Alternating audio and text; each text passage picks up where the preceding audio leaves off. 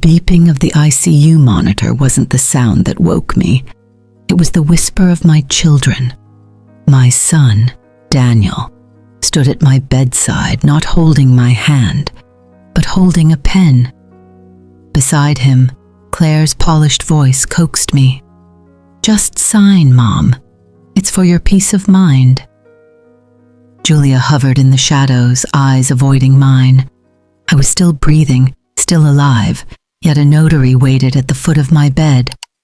They thought I was weak, unaware, moments from surrender. What they didn't know was that a month earlier, I had done something none of them could undo. The estate they believed was theirs had already slipped beyond their reach, and as they leaned closer, expecting obedience, I looked at them and saw three strangers I no longer owed anything. The steady beeping was the first sound I registered, each tone slicing through the heavy fog in my head. A faint antiseptic smell burned my nose, and when I opened my eyes, the world above me was nothing but a haze of pale light. For a moment, I thought I had woken from a dream, but then I felt the tug of tubes at my arms and the sharp chill of the hospital sheets. My chest ached with every shallow breath, and a low hum from the heart monitor filled the room. It wasn't the sterile brightness that made my pulse quicken. It was the figures at the foot of my bed. Daniel stood there, his tailored jacket neat as ever, but his eyes were fixed not on me, but on the man in a suit beside him. Claire, composed as always, held her bag close, her lips curved in a polite, practiced smile that never reached her eyes. Julia stood a step back, quiet, almost shy, but her gaze flitted between her siblings and the folder in Daniel's hands. There were no flowers, no murmured words of comfort, no warmth. Daniel stepped closer, his voice steady, as though this was a meeting in his office. "Mom, we just need a quick signature. Nothing complicated." I tried to speak, but my throat burned, a dry rasp catching in my chest. Claire leaned in, her perfume faint but sharp, the same scent she wore to every board meeting she ever attended. "It's for your peace of mind," she said softly, almost kindly, but her eyes didn't match the tone.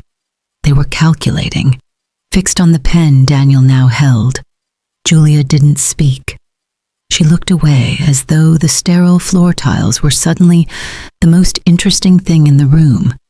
The man in the suit, the notary, I realized, waited in silence, his pen poised, his briefcase half open. I blinked, my breath shallow, my mind racing. Just weeks ago, I had imagined moments like this, illness, vulnerability. But in those visions, my children were at my side because they cared, because the years I'd given them, the nights awake with fevered brows, the meals stretched thin during lean times, the encouragement whispered in moments of doubt, meant something. Now, looking at them, I felt none of that.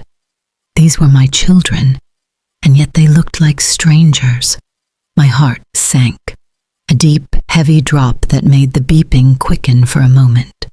Daniel must have noticed, because his voice turned even smoother, each word deliberate. "It's just a formality, Mom. We'll take care of everything." The notary stepped forward, but the pen in Daniel's hand seemed to grow heavier in the air between us. Claire reached for my hand. It felt cold in hers. I stared at them, but my mind was no longer in the room, because a month ago, I had done something no one in that room could have guessed. I remembered the quiet of my study that night, the rain tapping against the tall windows of Hayes Haven. My attorney, Anita Collins, had been seated across from me, her careful hands arranging the documents we had prepared over months of discreet planning. The ink was black, the signatures precise. In less than an hour, the ownership of Hayes Haven, the retreat I had built from nothing, was no longer in my name. It was secure, placed in a foundation that none of my children could touch. No one knew. Not Daniel, not Claire, not Julia. And now, as Daniel pressed the pen toward me, I felt the smallest flicker of something inside, faint, but steady. It wasn't joy. It wasn't triumph. It was resolve. I let the pen brush my fingertips, but my hand didn't close around it. My gaze locked on Daniel's, then Claire's, then Julia's. None of them met my eyes for more than a moment. The beeping of the monitor held steady, a quiet metronome in the thick silence. I let the pen slip from my hand. It tumbled softly onto the blanket. Daniel's jaw tightened. Claire bent, retrieved the pen, and set it back on the folder without a word. Julia's eyes darted briefly toward me, but she said nothing. No one pushed further. Daniel exchanged a glance with the notary, then muttered something I couldn't catch. He stepped back, his polished shoes soundless on the hospital floor.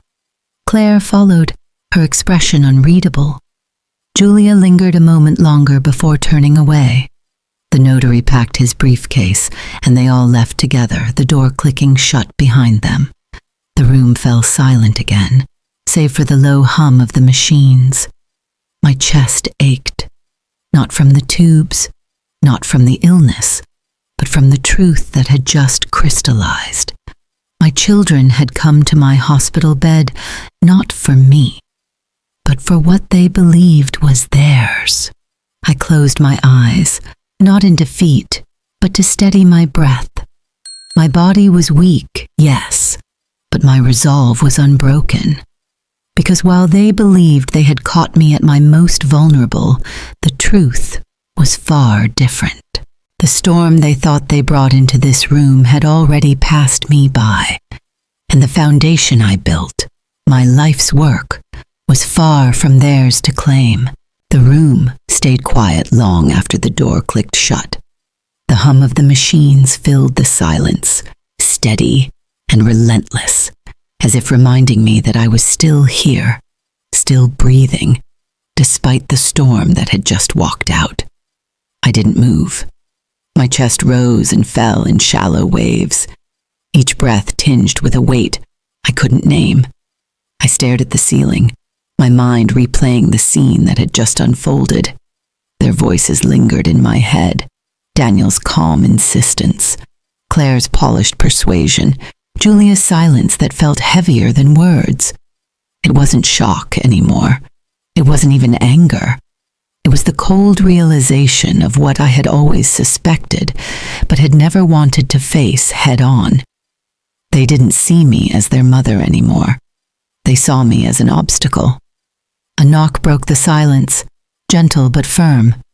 Before I could answer, the door opened, and a familiar voice filled the room. "Margaret?" Linda Monroe stepped in, a cardboard coffee tray in her hands. Her hair was slightly windblown, her reading glasses perched on top of her head the way they always were when she came straight from the office.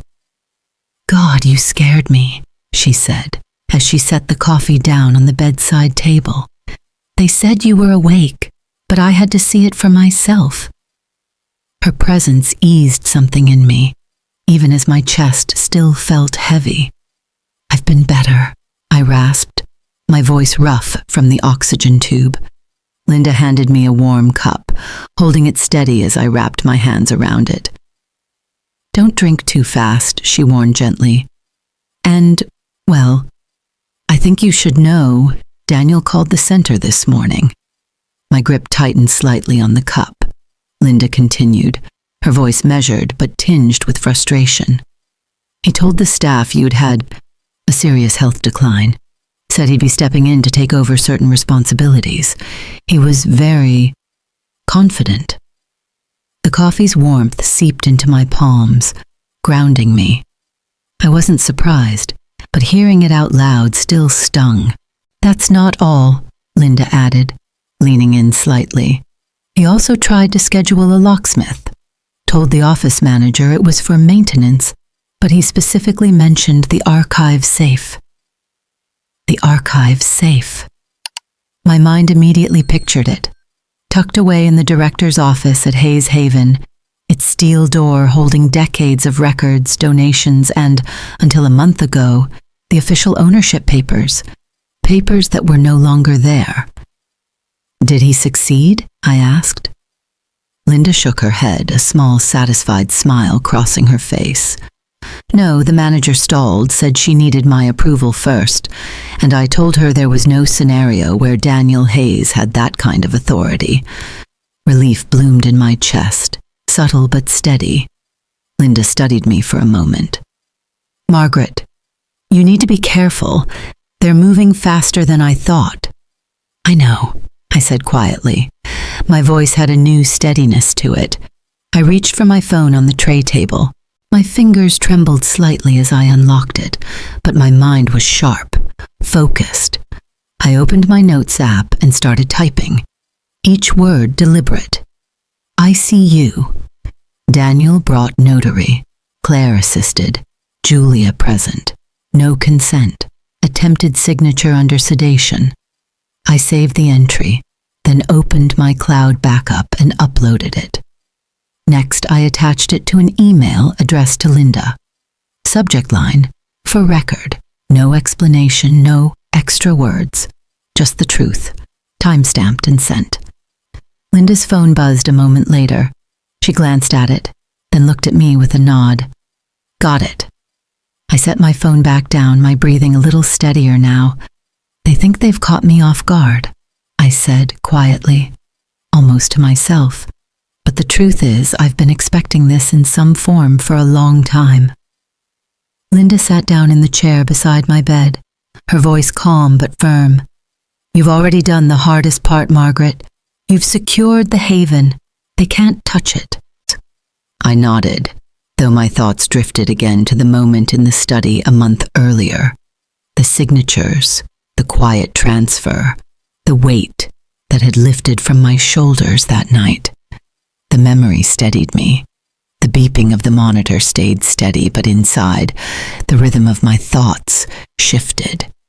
The hopelessness that had lingered after my children left was giving way to something else. Resolve. I wasn't powerless here. I wasn't the frail figure they wanted to believe I was. Linda rose to leave, promising to keep me updated on any new moves at the center. As she stepped out, the room felt quiet again, but this time it wasn't suffocating. I reached for the cup of coffee once more, letting its warmth settle into me. I looked out the small window, catching a sliver of gray sky beyond the parking structure. There was a storm outside, yes, but there was also one inside me, and I was far from finished. The day they discharged me, the air outside the hospital felt sharper, thinner, like I had stepped into a different season entirely. Linda insisted on driving me home, her steady presence a quiet anchor as we passed rows of familiar streets. When we pulled into my driveway, the house looked unchanged. White shutters, neat garden, the old oak leaning slightly toward the porch. But I could feel the shift inside it, as if the walls themselves had absorbed the tension of recent weeks. The quiet wasn't comforting this time. It was watchful. Linda helped me inside, the scent of lemon polish and faint lavender greeting me the way it always had. I stood still for a moment in the entryway, listening. Everything was in its place.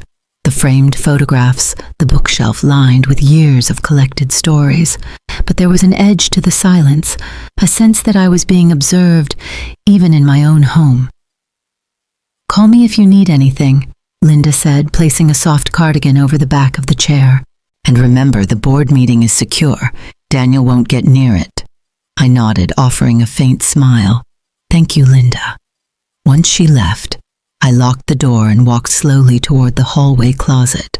My chest ached from the short walk, but I pushed through. At the back of the closet, behind a row of coats, was the old wall safe, small, discreet, and recently reinforced. I keyed in the code, the metallic click echoing in the stillness. Inside, stacked neatly in a fireproof envelope, were the original documents from Hayes Haven, the complete transfer into the Community Foundation. Signatures from Anita Collins, the board witnesses, and myself all dated a month earlier. The ink had barely dried when I'd locked them away, knowing that secrecy was my greatest protection. The sight of them now brought a pulse of relief, sharp and bright, cutting through the heaviness I'd carried.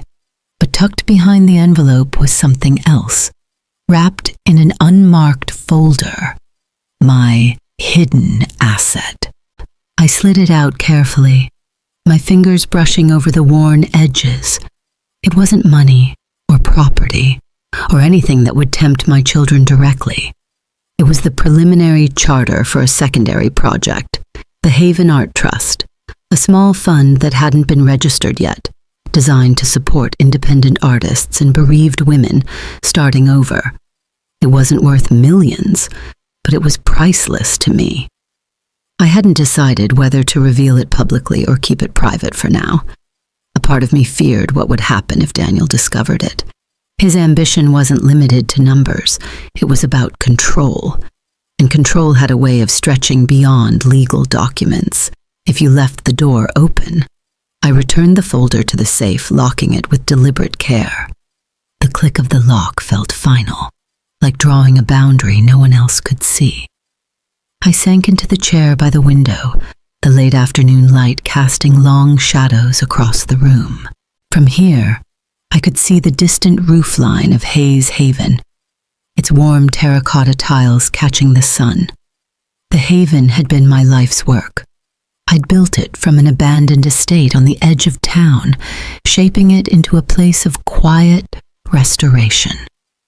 It wasn't just a retreat. It was a refuge. Women came there in the raw aftermath of loss, widows learning to navigate the first birthdays without their partners, mothers who had buried children, sisters who had become caretakers overnight.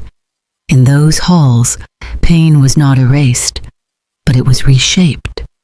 I thought of the art room, its walls lined with canvases in every stage of completion, some bold with color, others muted and spare.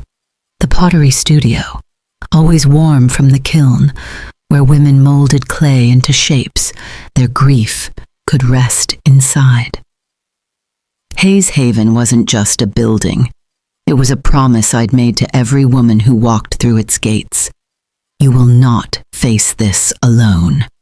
That promise was why I had acted a month ago, why I had signed the transfer papers with Anita in that quiet office, why I had locked those documents away before anyone could interfere. But now, back in my own home, the relief I felt was edged with unease. Daniel was persistent. Claire was strategic.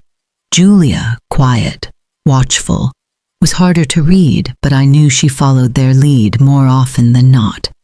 The foundation papers were secure, yes, but paper alone had never stopped determined hands. I leaned back in my chair, letting my gaze drift back to the Haven's roofline. A part of me longed to be there, walking the gardens, hearing the faint hum of the fountain in the courtyard. But distance was my ally now. Too many eyes would be watching for my return. The air in the room shifted slightly as the sun dipped lower. My house felt both like a sanctuary and a chessboard, every move measured, every door a potential entry point for the storm that had not passed. I reached for the cardigan Linda had left, draping it over my shoulders. The soft fabric was grounding.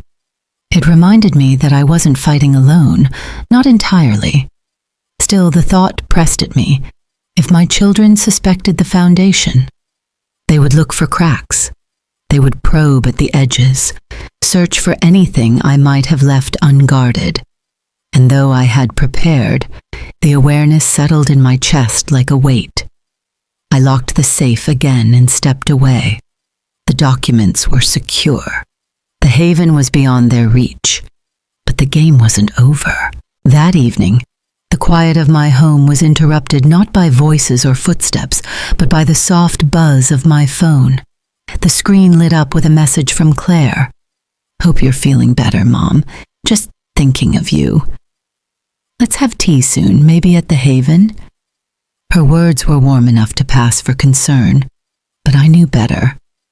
Claire's invitations always came with an agenda. I didn't respond. Moments later, another buzz. This time, "Daniel, we need to meet. There are some decisions that can't wait.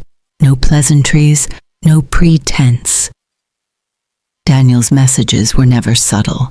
Julia didn't send a message, but I noticed her name pop up on the seen list of our family group chat, hovering silently.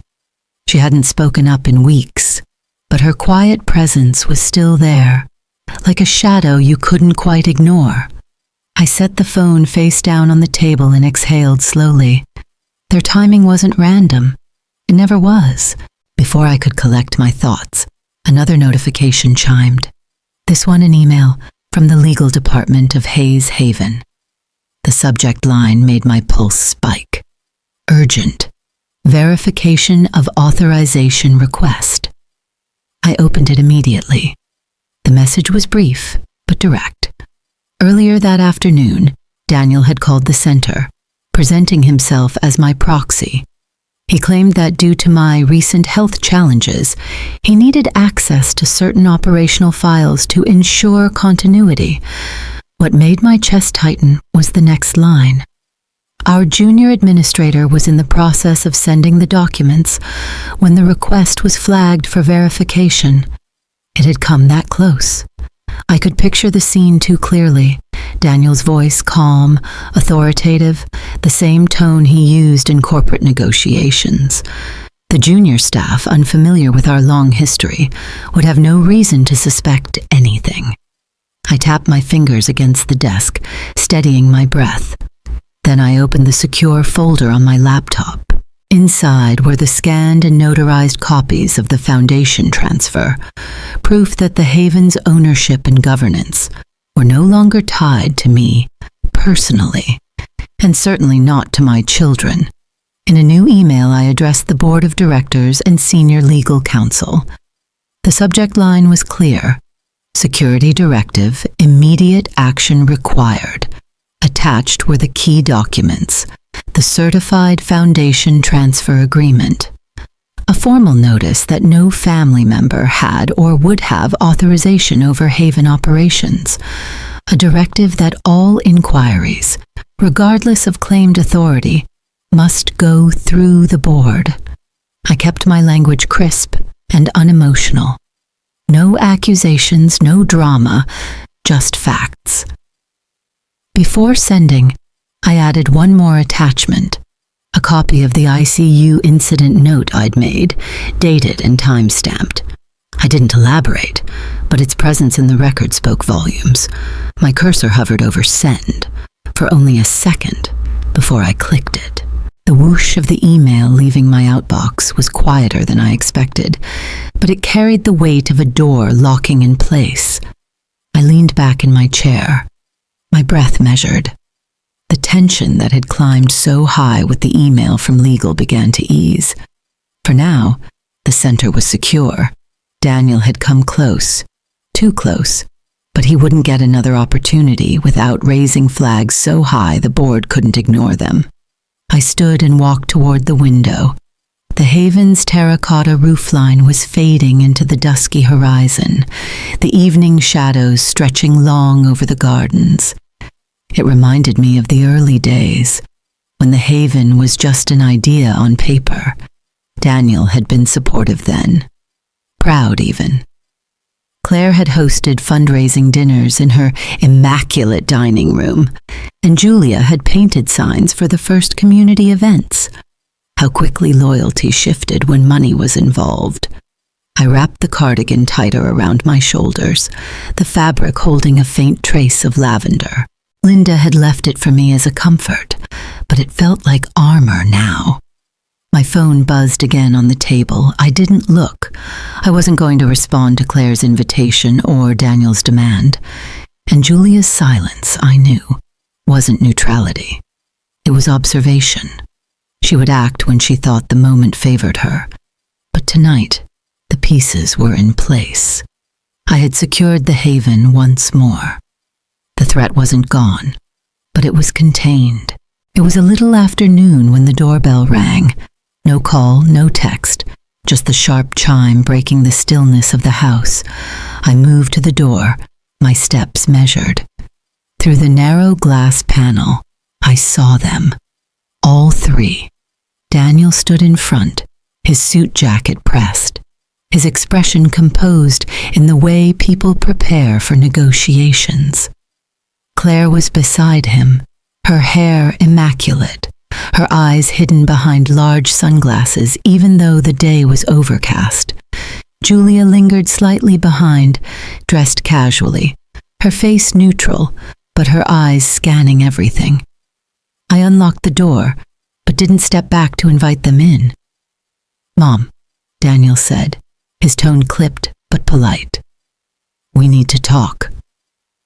I stepped aside wordlessly. They walked in without hesitation, as though the house were still theirs to move through freely. In the living room, I didn't motion toward the sofa. I remained standing near my usual chair by the window.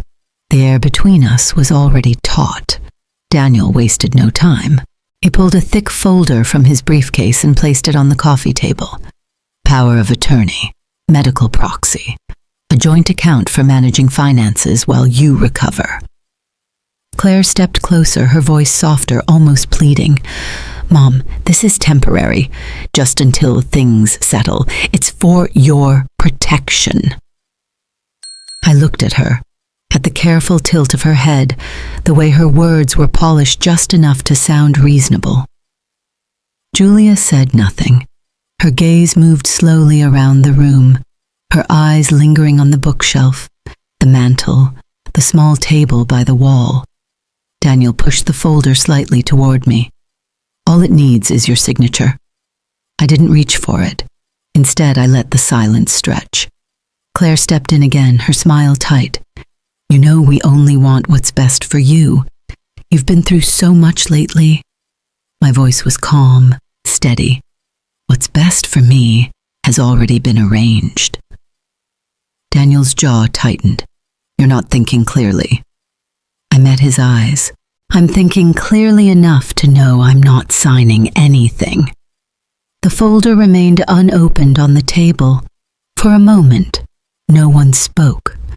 Claire's polished composure wavered slightly, her fingers tightening on the strap of her bag. Julia's eyes flicked between us, but she stayed quiet, her attention drawn again to the edges of the room. Daniel sighed, a controlled exhale. "Fine," he said, but his tone was far from finished. He reached down to close the folder, his movements deliberate. I noticed his other hand brush casually against the edge of the side table, too casually. My eyes followed the motion, but I didn't react outwardly. He stood, slipping the folder back into his briefcase. "We'll give you time," he said, his voice smooth again. Claire nodded, her face returning to its composed mask. "Just think about it, Mom. We'll be back." Julia lingered a moment longer, her eyes scanning once more, before she followed her siblings to the door. The sound of the latch clicking behind them left the room unnervingly still. I stood there for a long moment, letting the silence settle again. Then I crossed to the side table, the same one Daniel's hand had brushed. There, near the base of the lamp, I saw it. Small, black, tucked almost invisibly against the dark wood. A listening device. So that was the game. The tension that had risen during the confrontation sank into something heavier. I reached for the small device, my fingers closing around it. It was light, almost weightless, but it carried more intent than the folder Daniel had placed on the table. I slipped it into my pocket. I would decide later what to do with it. For now, knowing it was there, and knowing they thought I didn't, was enough. I moved to my chair by the window, the late afternoon light slanting across the room. Outside, the street was quiet. No sign of them. They had come into my home, tried to wrap control in polite words, and left thinking they had gained an advantage. But the truth was, every move they made only revealed how far they were willing to go, and that in itself was valuable to me. Daniel didn't leave immediately. He lingered in the doorway, the folder still in his hand like a silent threat. "Mom," he said, his voice dipping lower, steadier, the tone he reserved for situations where he expected compliance. "You're making this harder than it needs to be. We're talking about stability here. Your stability." I tilted my head, studying him the way you might study someone you've only just realized you don't fully know. "You mean the kind of stability you tried to arrange at the ICU, with a notary at my bedside?" For the first time since stepping into my home, his composure faltered. Claire shifted uncomfortably, glancing at him, clearly unprepared for the direct reference.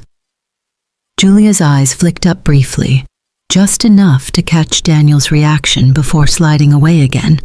"That's not," Daniel began, but I cut him off. "It's exactly what it was," I said calmly, my voice even, my gaze steady. "And I think we're both smart enough not to pretend otherwise." The silence that followed was thick, heavy. Daniel's jaw tightened, but he didn't have a ready rebuttal. I didn't need him to, because what he didn't know, and what I wasn't about to reveal, was that I'd been preparing for their visits long before this one. The locks on the house had been changed the previous week. Cameras, small, discreet, were installed in key rooms, their feeds sent directly to a secure cloud account Anita had set up. Whatever they thought they could slip past me, I'd already accounted for. I stepped toward the door, my hand resting on the knob. "This conversation is over," Claire's voice softened again, but I could hear the faint strain beneath the surface. "Mom, we just want to make sure." I opened the door. "I know exactly what you want." Julia lingered a half step behind her siblings, her eyes catching mine for the briefest moment. I couldn't read her expression. Was it hesitation or calculation? She turned without a word and stepped outside. Daniel followed, his shoulders stiff, his voice carefully controlled. "This isn't finished." I met his gaze one last time. "You're right, it isn't." The words seemed to hang there, suspended in the air as they walked to their car. I closed the door behind them, locking it with the new deadbolt. The house was quiet again, but not with the same uneasy stillness as before. Now, it felt reclaimed. For a moment, I stood in the center of the living room, listening to the faint hum of the refrigerator in the kitchen, the muted tick of the old clock on the wall. Then I moved toward the bookshelf, my fingers running lightly along the edges of the spines. It wasn't the books I was interested in. It was the small camera embedded discreetly in the shelf, angled perfectly toward the coffee table where Daniel had set his folder. Satisfied, I turned my attention to the rest of the room. It didn't take long to find what I was looking for. Near the baseboard by the side table, just as I'd suspected from his earlier movement, was the tiny black device. A listening bug, tucked in a place most people wouldn't notice. I crouched, my hand steady as I removed it. It was warm to the touch, probably from having been recently activated. For a moment, the weight of it in my palm pulled my emotions down, a reminder that my own children had come into my home not to help, but to spy. But that heaviness shifted almost immediately, because this wasn't just intrusion. It was proof of their intentions.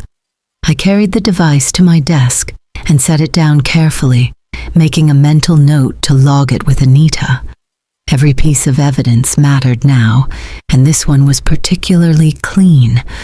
The house felt different after that, still quiet, but in a way that felt like I had drawn a sharper boundary. I walked back to the front door, peeking through the curtain just in time to see their car turn out of the driveway. Daniel thought he'd left something behind that would work in his favor, but what he'd actually left was another mistake. I returned to my chair by the window, the soft evening light spilling across the room. My pulse had steadied, my breathing even. They believed they were closing in, but every time they stepped closer, they revealed just a little more of their hand. And I was paying attention. The envelope arrived on a Thursday morning, crisp and official, delivered by certified mail. The return address alone was enough to tighten my chest. Law offices of Harlow and Pierce, Daniel's legal counsel. I set it on the kitchen table, my fingers resting lightly on the seal. I didn't open it right away. Instead, I poured myself a cup of tea, letting the steam curl slowly toward my face. I'd learned that reacting too quickly to anything from Daniel was exactly what he counted on. When I finally broke the seal, the words were exactly what I expected, though no less calculated. Emergency petition for guardianship. They were moving quickly now. I read each page, my eyes tracing the legal phrasing designed to make my autonomy look like a liability. Buried halfway through was a familiar name. Dr. Howard Mason. I sat back, the chair creaking beneath me. Mason was an old acquaintance of Daniel's, a doctor who had attended more than one of his corporate retreats. It wasn't a surprise that Daniel would enlist him for this, but the tactic was brazen nonetheless. I flipped to the appendix and found it. Mason's professional evaluation. A tidy 2-page document declaring that I was experiencing progressive cognitive decline and was at risk of impaired judgment regarding complex legal or financial matters. I almost laughed, but the sound caught in my throat. So this was the strategy. Undermine me on paper, use a familiar name to give it weight, and push the petition through before I could counter it. For a brief moment, the weight of it settled on me. I felt the dip, like a breath, pulled too far down, the kind that sits heavy in the chest. But it didn't last. I rose from the table, crossing to the desk in my study. My phone was already in my hand before I'd even sat down. Anita Collins answered on the second ring, her voice calm, as though she'd been expecting my call. "Margaret," she said simply. "They've filed for guardianship," I told her, my voice steady. "Emergency petition. Mason provided a report." There was the slightest pause before Anita responded, her tone still controlled but sharper now. "Send me everything, every page, and don't respond to them directly." I scanned the documents into a secure file and sent them over, attaching the ICU note, the foundation transfer papers, and the log of Daniel's unauthorized attempts to access Hayes Haven records. Within minutes, Anita replied with a short confirmation. "Received. I'll review today. Don't worry. We have more than enough to counter this." Her confidence was a steadying force, but I knew this wasn't just about evidence. It was about timing, positioning. Daniel's move was designed to corner me quickly, to make me seem reactive. But I wasn't reacting. I was preparing. Anita called back an hour later. "Margaret, Mason's report is weak. There's no current evaluation, no in-person assessment. It's hearsay dressed up as medical opinion. That alone is a crack we can use." I exhaled slowly, feeling the shift again. The dip was over. The climb was beginning. "We'll file a formal objection," she continued, "and we'll attach the documentation you've been keeping. The ICU incident, the listening device, the attempted impersonation at the Haven. It shows a pattern, not concern, but control."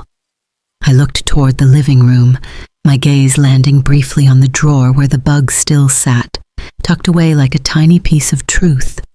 Anita's voice pulled me back. This isn't just defense, Margaret. It's positioning. We want the court to see who is acting in good faith and who is acting out of self-interest. I felt the corners of my mouth lift, just slightly. Daniel doesn't do anything without an angle. Exactly, Anita said, and we'll make sure the court sees that. After we hung up, I sat for a moment, my tea cooling beside me. The envelope from Daniel still lay open on the table, its contents spread neatly across the surface. It looked like an attack, but it was also a map, every piece of it pointing back to his overreach. I gathered the pages, sliding them back into the envelope.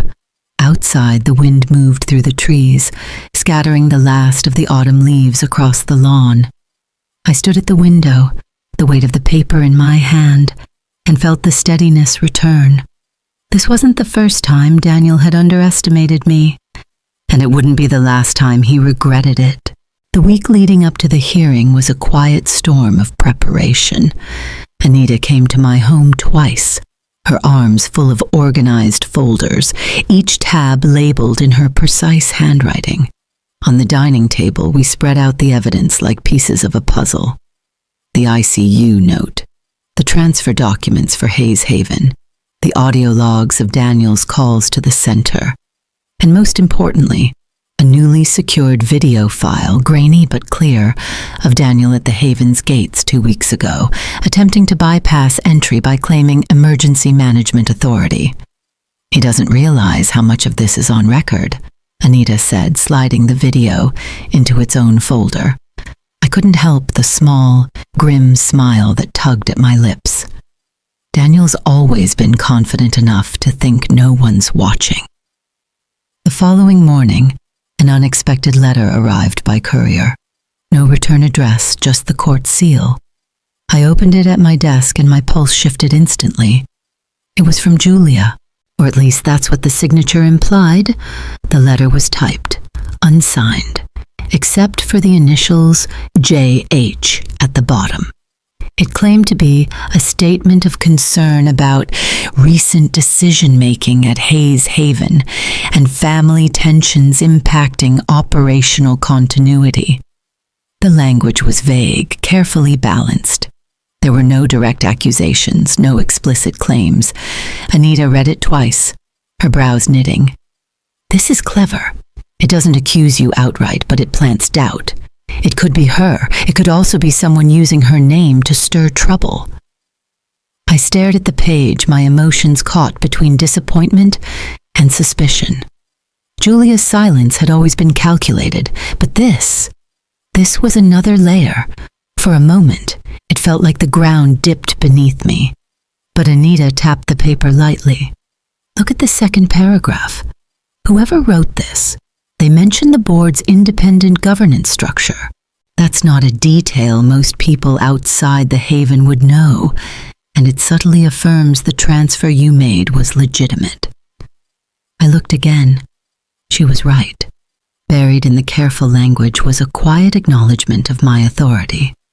Julia's letter, or whoever's letter, was both a shadow and a shield. The hearing day arrived with gray skies and cold air.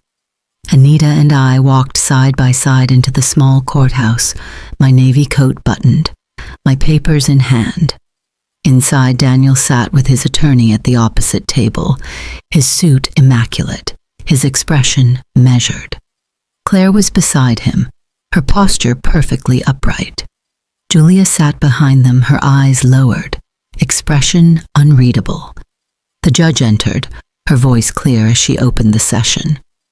Daniel's attorney began first, painting a portrait of me as an aging parent struggling with increasing health challenges, unable to manage complex decisions without undue risk. The words were smooth, rehearsed. Then Anita rose. Her voice was steady. Every point prescient. She presented the ICU incident as an example of coercion, not care. She introduced the transfer documents, the legal seals, the notarized confirmations. She played the Haven Gate footage, the grainy image of Daniel clearly visible as he attempted unauthorized access. The room was silent except for the faint hum of the playback. When it ended, Anita glanced toward me. "Your Honor, my client is fully capable of speaking on her own behalf. With the court's permission, she'd like to address you directly." The judge nodded. I stood, my hands resting lightly on the table. My voice was clear, each word deliberate. "I built Hayes Haven from nothing. I have managed its operations for over 20 years. My health scare last month does not erase my capacity to make decisions, nor does it transfer my authority to anyone without my consent. My actions have been deliberate, legal, and in the best interest of the Haven's mission.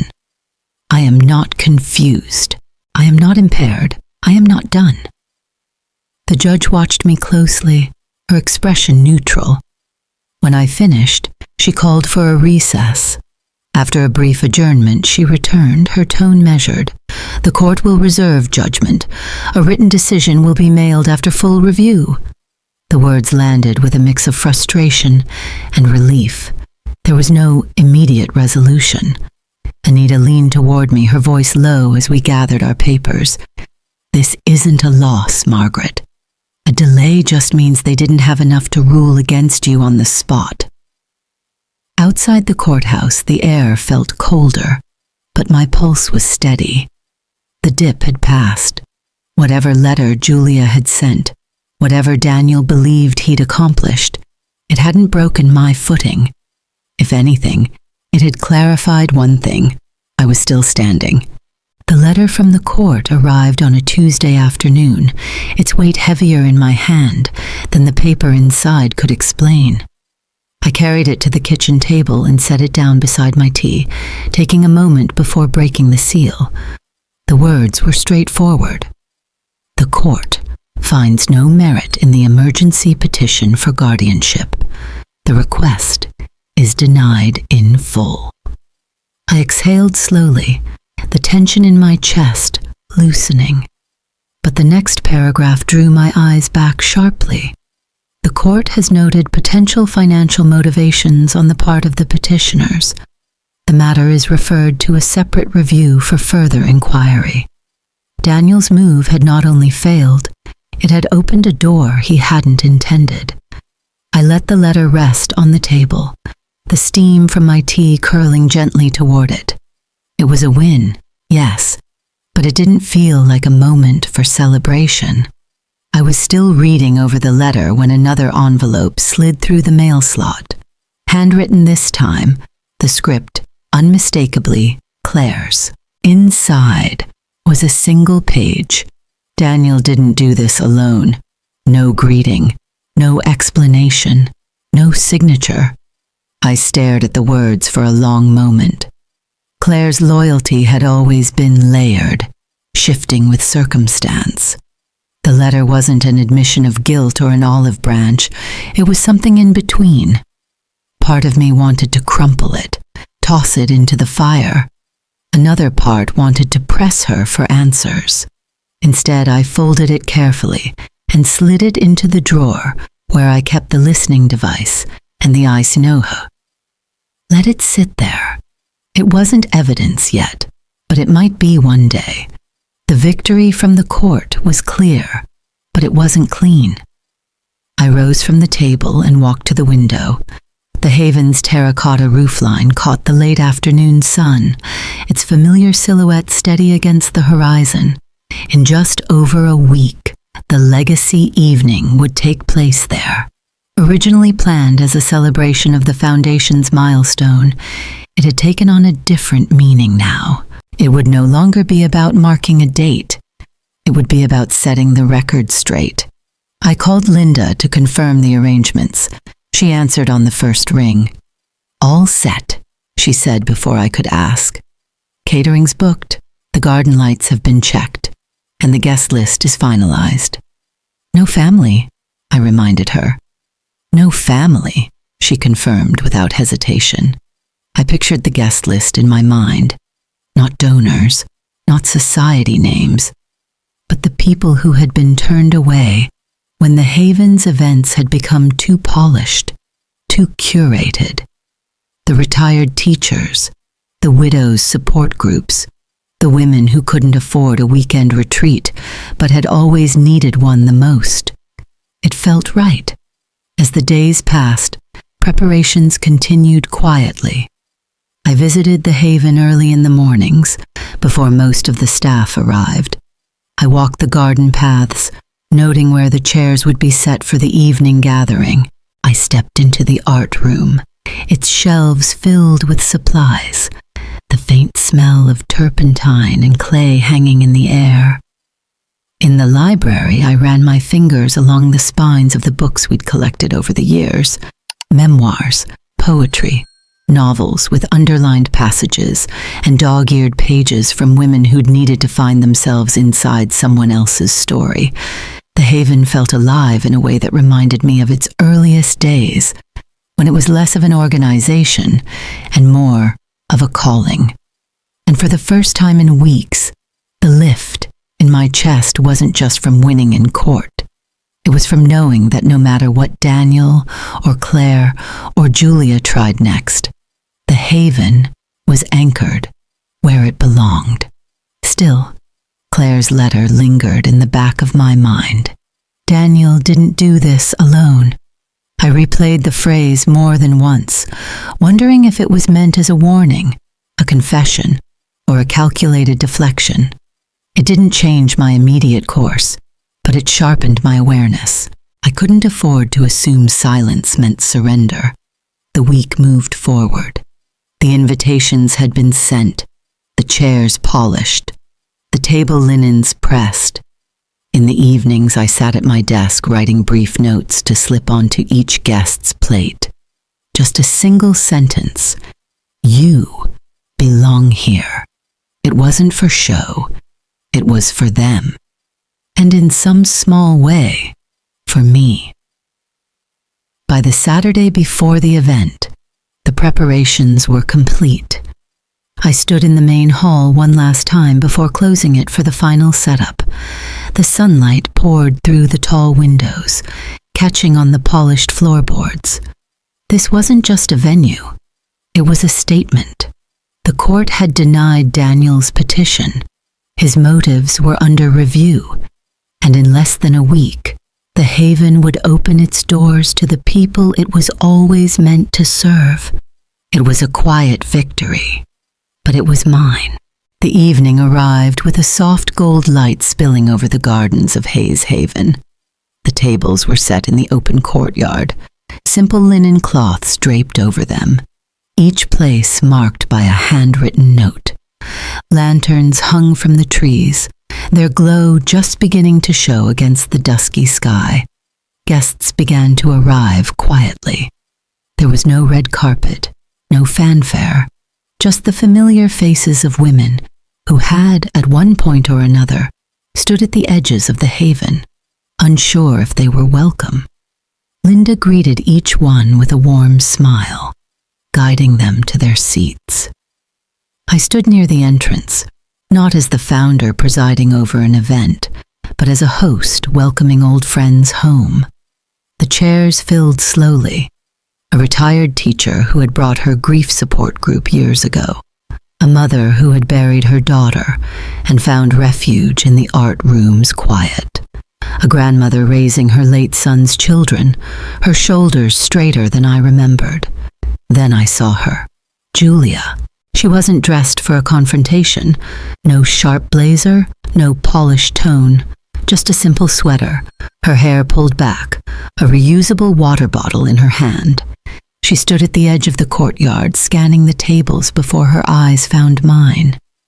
For a moment, neither of us moved. Then she walked forward, not to me, but to an empty seat near the center of the gathering. She didn't speak to anyone, but she didn't leave either. The sight of her there sent a ripple through me. Was this support? Observation? Some new angle I hadn't anticipated? The guests settled, the quiet hum of conversation fading as I stepped toward the small podium set near the fountain. I looked out at the crowd, not for applause, not for approval, but for connection. When I started Hayes Haven, I began, my voice steady. It wasn't meant to be an exclusive place. It wasn't meant to be polished or perfect. It was meant to be here for anyone who needed it, exactly as they were. I let my gaze sweep the tables, landing briefly on Julia. Her expression was unreadable, but she didn't look away. In recent years, I continued, we lost sight of that. I lost sight of that. But I've been given the chance to set it right. I reached for the folder on the podium and held it up. As of this evening, Hayes Haven is under the full stewardship of the Community Foundation. This isn't temporary. There will be no reversal, no inheritance battle. It belongs to you, now and forever. The words hung in the air, not followed by clapping or cheering, but by a deep, resonant quiet, the kind of silence that holds weight. Guests looked at one another, some with tears in their eyes, others simply nodding as though acknowledging something they'd never expected to hear. I stepped back from the podium. There was nothing more to add. The event flowed on, the conversations low, the food passed quietly from hand to hand. Julia stayed at her table, listening but not inserting herself. She didn't leave early. She didn't approach me. And yet, her presence was a twist I couldn't shake. Was this her way of choosing a side? Or was she simply here to witness the moment, to carry it back to Daniel and Claire? The uncertainty tugged at me, a brief dip in the otherwise steady rise of the evening. But as I walked through the courtyard, stopping to speak with guests, the unease gave way to something else. Every woman who looked up at me did so with gratitude, not because I had given them anything new, but because I had returned what should never have been taken. By the time the lanterns glowed fully, and the fountain's soft murmur became the evening's soundtrack, the weight in my chest felt lighter. The haven was secure. The people it was built for were here, and whatever came next, Julia's motives, Daniel's response, Claire's silence, I knew one thing for certain. This part of the fight was over. It had been a week since the legacy evening, and Hayes Haven still felt different, quieter, steadier, as though the air itself had settled. I hadn't heard from Daniel or Claire in days, which in my experience was never a good sign. Silence from them was rarely peace. It was usually strategy. That Tuesday morning, the sound of tires on gravel pulled me to the window.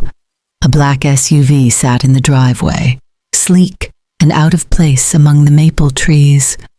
The driver's door opened, and Daniel stepped out, his suit immaculate, his expression carefully neutral. I didn't bother pretending I wasn't home. When I opened the door, he didn't wait to be invited in. "We need to talk," he said. I stepped back, just far enough for him to cross the threshold, but I didn't offer him a seat. We stood in the living room, the sunlight slanting in through the blinds, cutting long shadows between us. He didn't waste time. "I know about the transfer, Mom. I knew before the event." His words landed like a stone dropped into still water, the ripples reaching back through weeks of suspicion. "You knew," I repeated evenly. He nodded, his jaw tightening. "I saw the filings. I had someone check the public records, I thought." His voice trailed off, and for the first time there was something that looked almost like uncertainty in his eyes. "I thought you'd change your mind at the last minute." I waited. "I thought you'd realize this wasn't necessary, that we could manage the haven together, keep it in the family." The words might have once touched me, but after everything, the ICU, the petition, the listening device, they only sounded hollow. The Haven was never meant to be a family inheritance, I said quietly. His mouth tightened further. So you just decided to cut us out completely? I decided to protect it from people who would take it apart to serve themselves.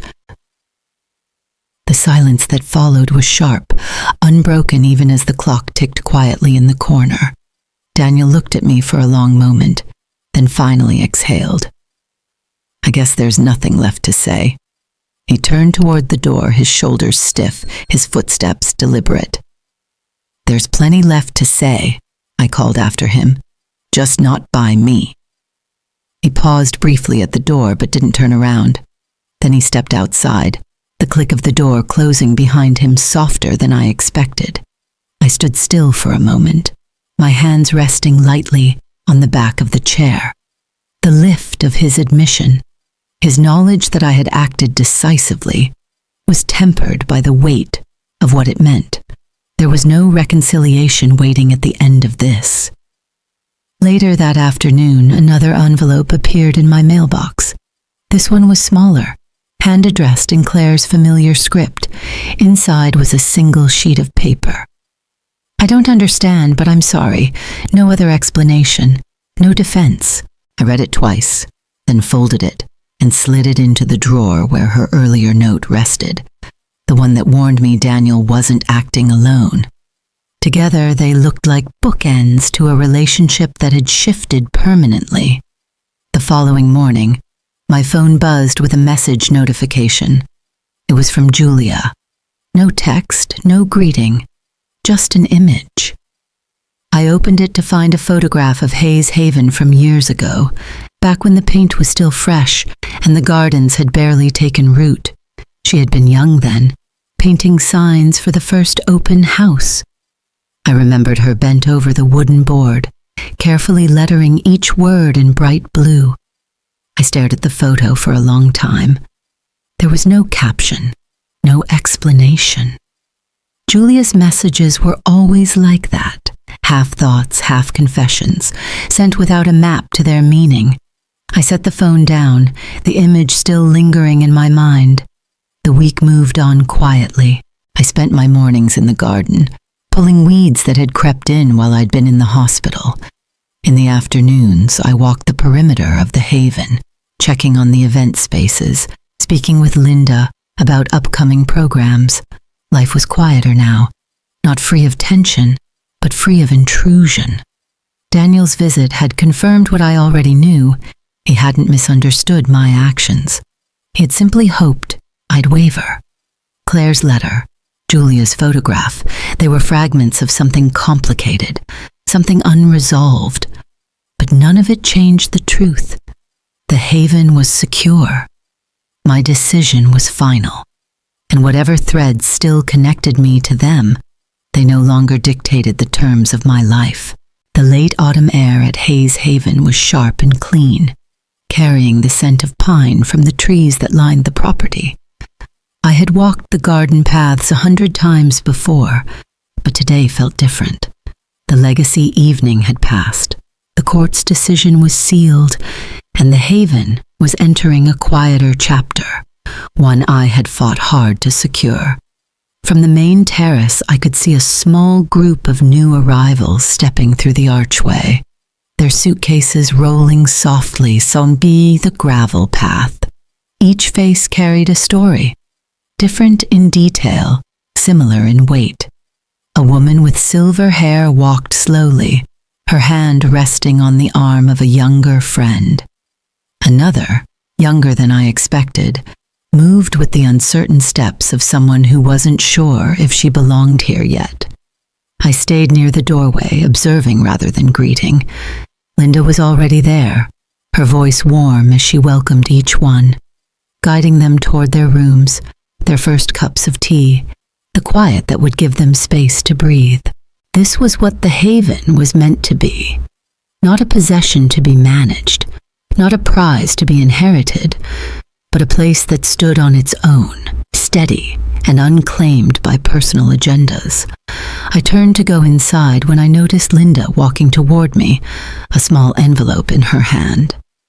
"This came for you," she said, her tone neutral, but her eyes curious. It wasn't marked with a return address, only my name written in careful, deliberate letters. I opened it slowly. Inside was a single printed page, a court clerk's letterhead at the top, a brief note below. Enclosed, please. Find supplemental evidence received anonymously during review. I unfolded the attachment. It was a series of email transcripts, each one dated from the week leading up to Daniel's petition. Messages between him and Dr. Mason, the physician whose fabricated report had been presented at the hearing. The language was damning. Mason agreeing to summarize his findings without examination, Daniel coaching him on the phrasing that would inspire court confidence. I stared at the pages for a long moment, my heartbeat steady but strong. The envelope had no signature, but the initials at the bottom of the clerk's note caught my eye. Submitted by J.H. Julia. It was her. The twist settled into place. Quiet but undeniable. She hadn't declared her allegiance at the legacy evening.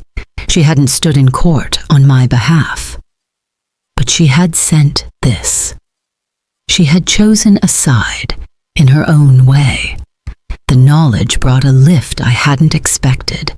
Not a surge of reconciliation, not the erasure of what had passed, but an acknowledgement that not all bridges were fully burned. I folded the papers carefully, sliding them into the same file that held Claire's letters and the listening device from Daniel. Later, I walked through the library, the familiar scent of paper and polish grounding me. I paused at the table where two new residents were quietly painting small clay tiles, the kind that would eventually be added to the mosaic wall in the east garden. One of them looked up briefly, offering a shy smile before returning to her work. The haven was full of these moments, small continuities, pieces of individual stories blending into a shared whole. It reminded me why I had fought, why the cost had been worth paying. That evening, as the first hints of winter crept into the air, I returned home. The maple leaves were mostly gone now, the bare branches etched against a pale sky. Inside, the house was warm, the soft hum of the heater filling the rooms. I set my bag down on the desk, placing the new file beside my journal. I poured myself a cup of chamomile tea and sat by the window, watching as the first thin frost began to form along the edges of the lawn. The family ties were still strained, perhaps beyond repair. Daniel's anger, Claire's guarded apologies, Julia's quiet distance, they were all still there. But so was my freedom. And for the first time in years, that freedom wasn't conditional. I opened my journal, flipping to a fresh page. The pen felt steady in my hand as I wrote. This story is still being written, and it is mine. I closed the journal, the words settling into place as firmly as the lock on Hayes Haven's gates. Outside, the air was still. Winter was coming, and I was ready for it.